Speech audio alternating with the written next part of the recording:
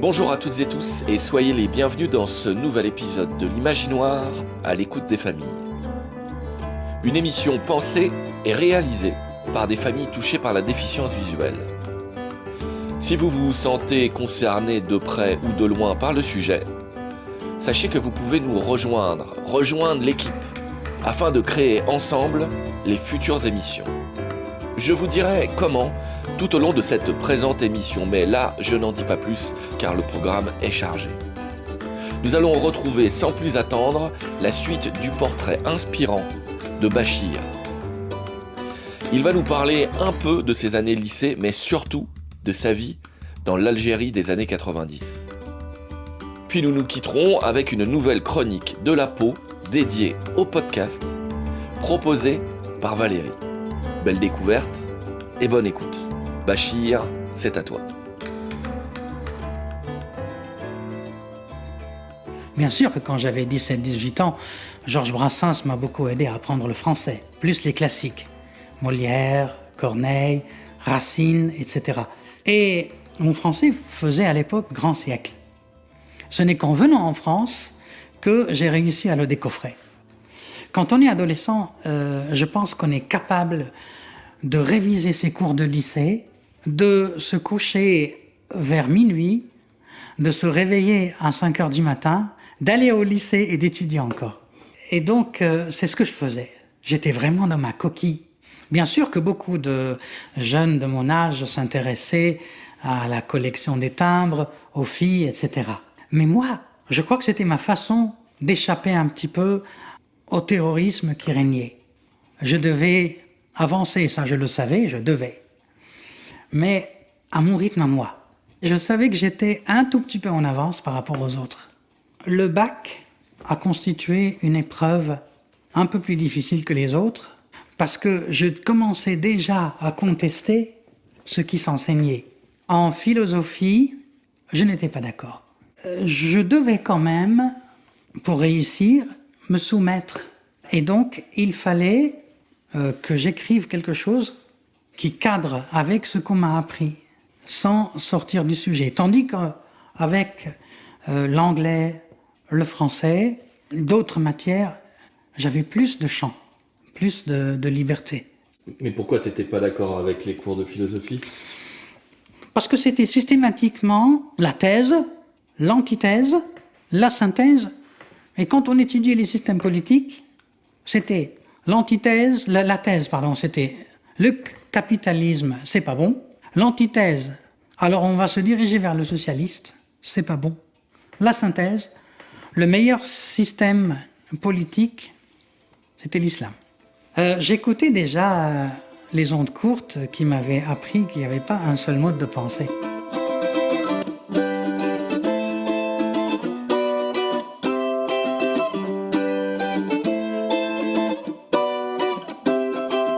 Vous êtes bien à l'écoute de l'Imaginoire en compagnie de Bachir. Et avant de le retrouver, juste une petite info. Si vous voulez rejoindre l'équipe, afin de créer tous ensemble les futures émissions, contactez-nous par mail à l'imaginoire, @lilo.org.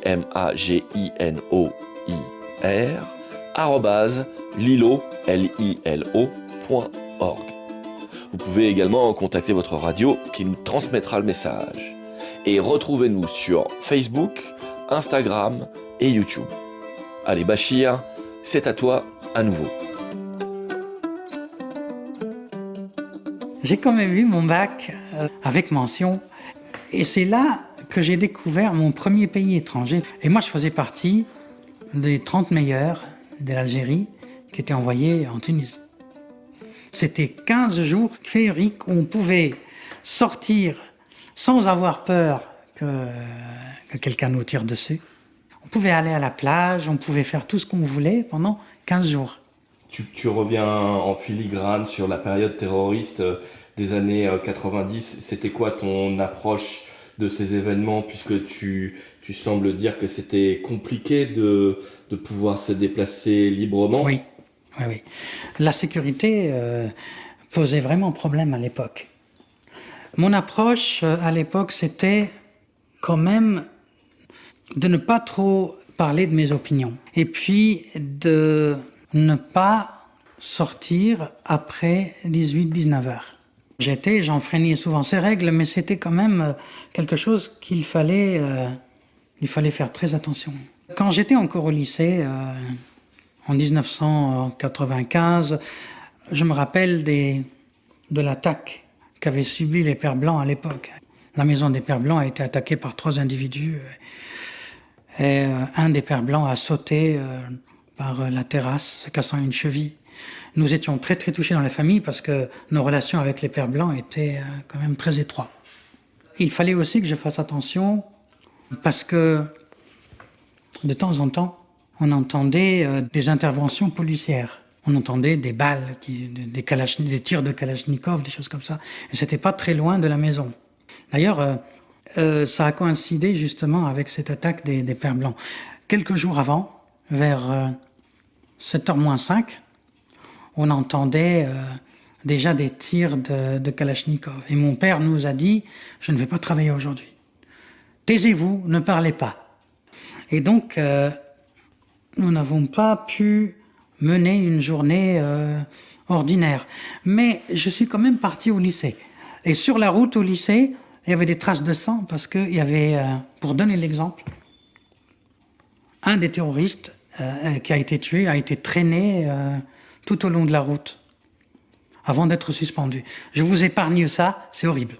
Mais j'avais reçu un magnétophone 4 pistes avec la possibilité d'écouter les publications de la librairie du Congrès américain sur une cassette. Et c'est comme ça que j'écoutais The Reader's Digest, Newsweek et d'autres publications encore. Mais si je fais le calcul un peu là, on parle de la langue française, de l'anglais, de l'espagnol, de l'italien. L'espéranto. J'ai des rudiments de portugais et de catalan. À l'époque. Donc on est à la fin du lycée là. Là on est à la fin. Le reste, après, ce n'était que de la répétition et du perfectionnement. Qui m'a dit un jour qu'on vit beaucoup de choses jusqu'à 25 ans et puis après on consolide? Je ne sais pas, qu'est-ce que vous en pensez? Oh, moi j'espère qu'on apprend toute la vie quand même. Oui, bien sûr. Donc, je devais récupérer ce magnétophone. J'appelle les Pères Blancs et je leur dis, écoutez, j'aimerais bien pouvoir passer pour récupérer mon magnétophone. Et là, ils m'ont dit, attention, nous avons été attaqués, sois prudent. Ça a coïncidé avec l'affaire de l'avion qui a été détourné, l'intervention du GIGN. Sur le tarmac. Voilà. Ouais. Et ça a coïncidé avec l'épisode de Tizi Ouzou où 4 de mes amis Pères Blancs étaient tués dès leur arrivée. Donc, c'était une période où il y avait beaucoup de joie, d'études, mais où il fallait vraiment être très très prudent. Madame, Monsieur, bonsoir. Au lendemain de la mort des 4 membres du commando islamiste qui avait détourné l'Airbus d'Air France, 4 religieux catholiques, 3 Français et 1 Belge, ont été assassinés ce matin à l'arme automatique dans leur presbytère de Tizi Ouzou en Kabylie. Parmi les victimes, Jean Chevillard, un religieux de 69 ans, présent depuis très longtemps en Algérie et qui est particulièrement apprécié là-bas. Michael Darmon. Tout le monde le sait, à Tizi Ouzou, la porte du vieux presbytère des Pères Blancs Maristes n'est jamais fermée. Il est un peu plus de 11 heures ce matin lorsque 3 hommes se faisant passer pour des nécessiteux tentent de prendre en otage les 4 religieux.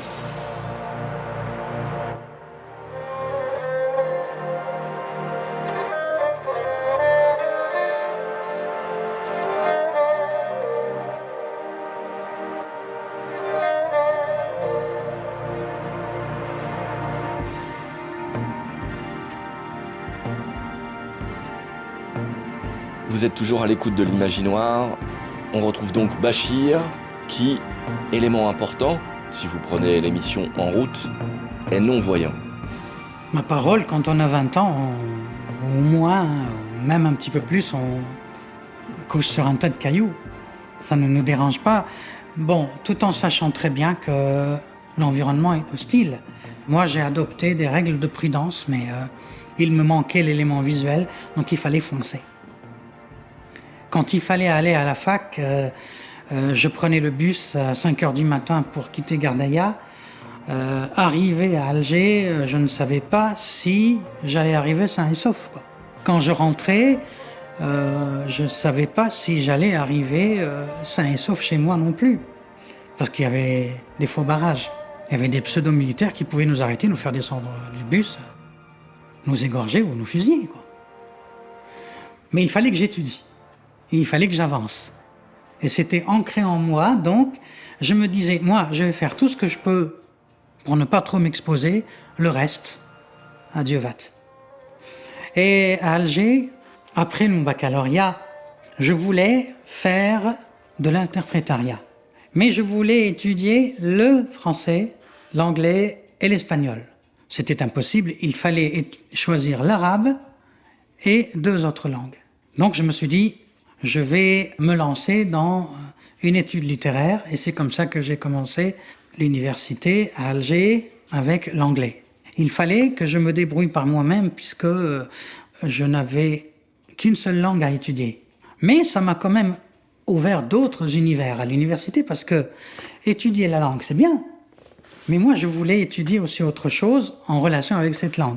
Et c'est ainsi que j'ai commencé à étudier Cultural Studies d'abord, les études culturelles du vieux continent, et puis après, le Nouveau Monde avec le continent américain.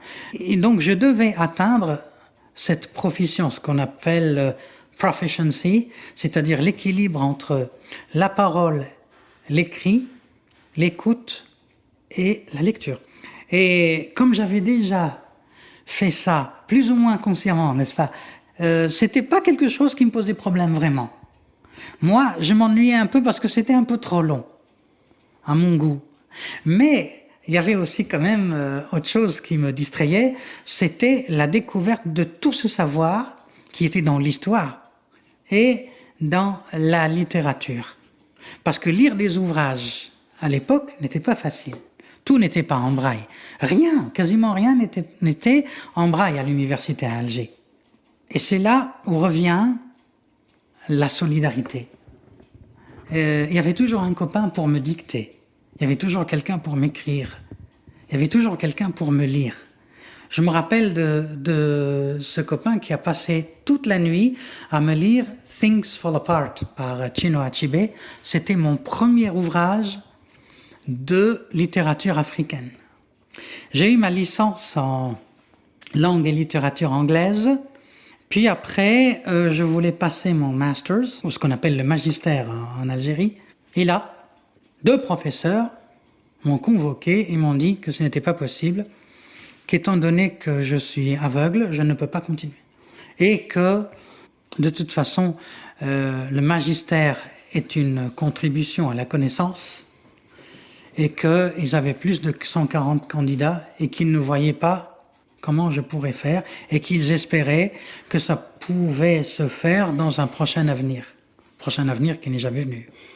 Révolté, en colère, avec ce sentiment d'injustice, je me suis dit, je vais à la radio et je vais faire un scandale jusqu'à ce que quelqu'un de responsable d'une émission me reçoive et que je puisse m'exprimer. Bon, je n'étais pas non plus un élève exemplaire, mais c'était pas juste. Je devais lutter plus que les autres. Et ils viennent et ils me disent ça. Donc, je suis descendu à Alger, je suis arrivé à la radio. Qu'est-ce que vous voulez ? Ah ben, je veux parler à quelqu'un parce qu'on ne veut pas me laisser passer mon magistère. Qui ont 2 professeurs. Donc, quelqu'un est descendu, il m'a parlé, mais rien n'a été fait par la suite. Téléphoné à mes parents, et mes parents ont contacté quelqu'un qu'ils connaissaient au niveau du ministère des Affaires religieuses, je crois, qui a appelé le directeur de la fac centrale d'Alger, qui a contacté l'institut où j'étais, donc l'université des langues et sciences humaines, et je me suis quand même présenté. Et au cours de l'épreuve, le chef du département, une dame, m'a dit « Je tiens à te le dire, le directeur de la fac centrale est là pour voir si tout se passe bien pour toi. » Donc, j'ai passé comme ça mon magistère. Mais les épreuves corrigées étaient corrigées par qui ? Entre les correcteurs, il y avait les 2 professeurs qui ne voulaient pas que je passe mon magistère. Et il fallait que je mette la copie en braille avec la copie en caractères normaux transcrits par quelqu'un. Hein. J'avais besoin d'un secrétaire pour passer les examens. autant tendre le bâton pour se faire battre. La situation est délicate. Elle l'était, je ne l'ai pas eu de toute façon, ce magistère. Mais la seconde année, je commençais à déprimer et le cœur n'y était plus. Je l'ai passé, mais je savais que je ne l'avais pas. Et c'est comme ça que je voulais quitter le pays à tout prix.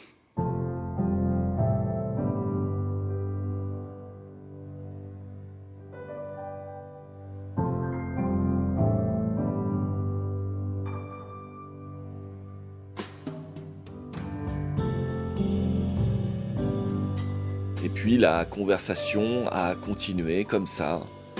On est passé de sujet en sujet jusqu'à ce que l'on en vienne à parler de l'expérience de l'immigration. Comment l'avait-il vécu et que pouvait-il nous en dire? Alors on a enregistré ça.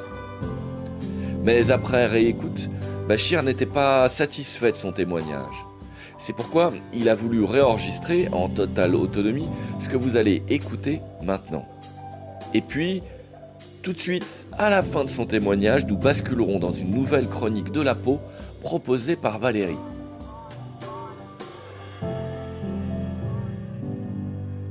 Vous êtes bien à l'écoute de l'Imaginoire, à l'écoute des familles. On retrouve, pour une dernière intervention, Bachir. L'immigration pour moi est une opportunité que je ne regrette nullement. D'abord, à cause de la liberté d'expression qui m'a été offerte. Lorsque j'ai atterri à l'aéroport, la première fois, je me suis dit, mon Dieu, je vais vivre quelque chose d'extraordinaire. Moi qui ai déjà le bagage et qui parle la langue, je ne croyais pas qu'il y avait des difficultés d'intégration infranchissables. C'est vrai que mon français faisait grand siècle au début, mais petit à petit et en contact des autres, j'ai appris à parler normalement et les activités que je faisais dès le début avec les autres m'ont permis d'écouter comment les gens parlaient, ce qu'ils disaient et de savoir pourquoi ils le disaient, parce qu'il faut décoder dans beaucoup d'occasions. Je pense que les cafés, les rues et les transports en commun sont des endroits où on peut observer le comportement des autres et on se calque sur ce comportement presque inconsciemment, en ce sens où on se dit « je fais partie de ce pays ». Donc il faut que je puisse me comporter de façon qui ne détonne pas trop. Et puis, au fur et à mesure que j'avançais dans l'adaptation, au début c'était un petit peu dur parce qu'il fallait faire connaissance avec des gens et puis se rendre compte qu'on n'est pas là pour être corrigé, pas forcément. On est là pour apprendre et il faut pouvoir en tirer une conclusion. C'était pas toujours facile, mais petit à petit, les choses se sont aplanies d'elles-mêmes au fur et à mesure des lectures, au fur et à mesure de mes fréquentations. J'ai beaucoup fait d'activités sportives, que ce soit à la montagne ou dans des gymnases parfois. Et ça m'a appris aussi à parler un langage presque dénué de ce que j'appellerais des expressions strictement académiques. L'immigration, pour moi, c'est se défaire d'une peau, mais pas totalement. Je pense que j'ai un fond éducatif qui restera toujours et qui fait partie de ma personnalité, dont je suis fier, mais il y a aussi toute une richesse. Quand on a une double culture, on est doublement riche, parce qu'on peut naviguer dans deux environnements sociaux différents, celui d'origine et celui d'accueil. La France est un très très beau pays. J'aurais seulement aimé que les projets soient un petit peu mieux finis quelquefois, qu'il y ait un petit peu moins de débats et que l'avancement dans n'importe quel projet, quel qu'il soit, se fasse de manière soutenue. Mais je ne suis pas là pour juger. L'immigration, c'est l'apprentissage de toute une vie. Je ne pense pas que j'ai fini. D'ailleurs, je crois que je m'ennuierais si jamais ça finirait un jour. Si jamais je commençais à me dire « l'apprentissage est fini », je me sentirais, je pense, comme dans une boîte. Voilà. L'immigration, pour moi, c'est un nouveau monde qui s'ouvre, qu'il faut accepter, qu'il faut chérir, qu'il faut aimer. J'ai appris à le faire sans que ce soit vraiment une difficulté pour moi. Amis auditeurs, bonjour. Bienvenue dans La Peau, votre rendez-vous de l'actualité des podcasts. On connaissait le goût des Français pour la radio, on découvre leur engouement pour l'audio.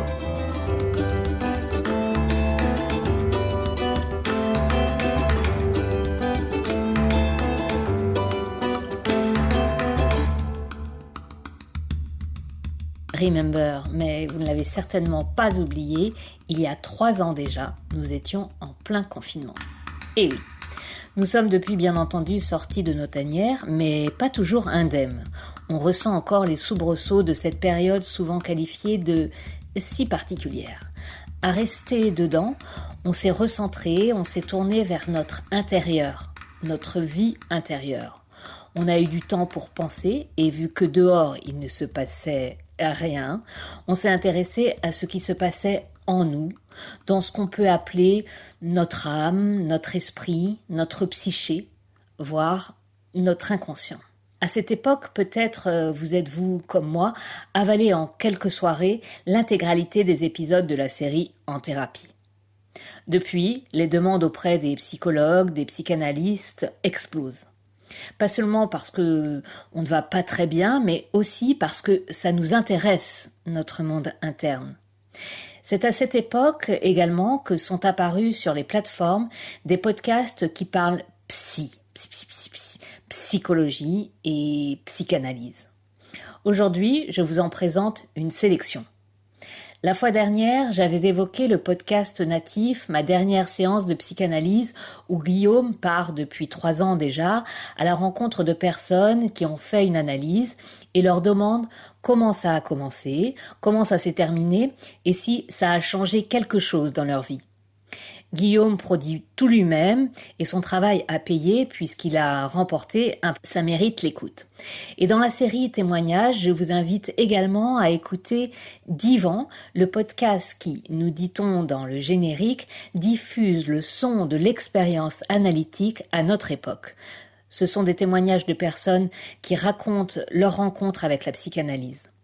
La psychanalyse, et c'est là sa particularité, c'est à la fois une pratique, mais aussi une théorie. Une théorie que certains podcasts prennent le temps de présenter. Je pense notamment au podcast Le comptoir de la psychologie, où Madame J expose chaque semaine des concepts, notions issus du champ de la psychologie clinique et d'inspiration analytique. Il y a aussi le podcast de Caroline Goldman, fille de Jean-Jacques, oui, mais aussi de Catherine, qui était psychologue. Sa mère, donc, plutôt que son père, lui a transmis sa passion. Son podcast s'intitule tout simplement Caroline Goldman. Il a une visée éducative, comme le faisait jadis en son temps Françoise Dolto. Et ça peut éclairer les parents qui se posent des questions et ont besoin d'éclairage théorique et de conseils pratiques. Enfin, un petit dernier pour la route, c'est le podcast L'inconscient du docteur Nazio sur France Inter, le premier podcast interactif qui propose en amont sur le site de l'émission une présentation clinique, puis un temps d'échange avec les auditeurs. Et comme une question en amène une autre, on n'a pas fini de s'introspecter. La pause, c'est fini pour aujourd'hui. À bientôt pour un nouvel épisode. Et oui, la pause, c'est fini. Et l'imaginoire aussi. Merci à Bachir et merci à Valérie. Si vous ou votre famille êtes touché par la déficience visuelle, sachez que vous pouvez rejoindre l'équipe et participer à cette aventure radiophonique.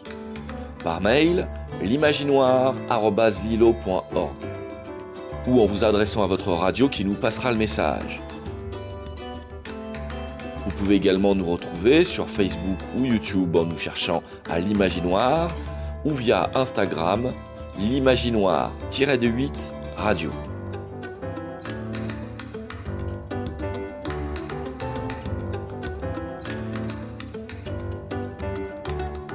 Cette émission est produite par l'association Résonance et soutenue par la Cave Drôme. À bientôt pour une nouvelle émission.